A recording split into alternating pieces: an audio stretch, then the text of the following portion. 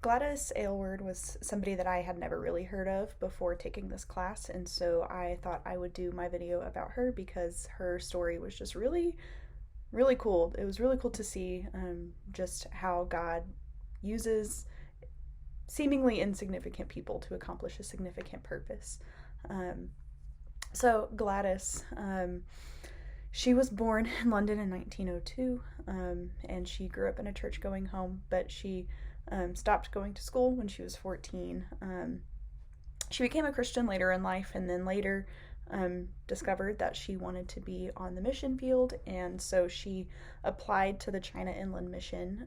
But because of her studies, she failed in some of the classes that they were teaching, and so they couldn't support her. But that did not stop her. She was very determined. So she just kind of started to go back to work and started praying for the Lord to open up a door. She was saving money for a chance to go to China.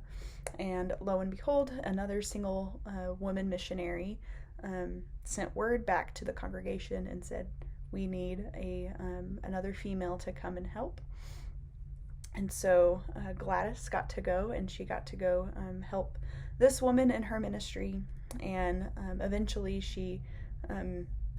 as she was traveling, she eventually got to China through lots of difficult travels, but yet she did not let that stop her either. She just kept going, and she eventually arrived to China and really made an impact with children there. She opened up an orphanage and really took care of a lot of children. And later in her career, she had to help the children escape war pretty much, and so she had, I think, 100 kids with her at this point, and she was helping them to travel to safety.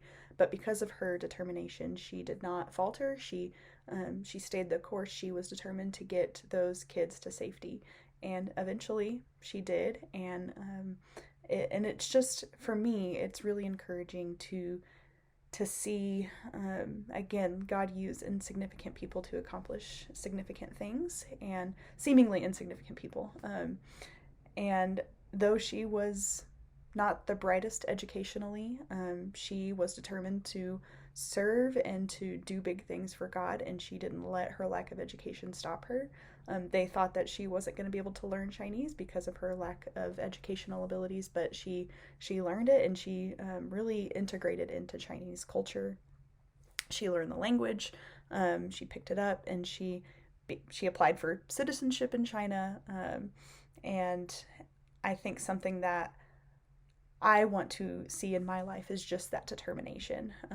She did not let things stop her, and I think that that's really significant in a time where, at least in my life, I'm quick to let hard things stop me from going forward. I'm sometimes quick to quit something just because it's hard, but just remembering that the Lord accomplishes big things through people that are weak and through people that are not always the strongest.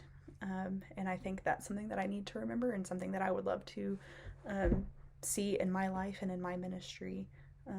So I've been encouraged by Gladys's story, and I hope that you all are too.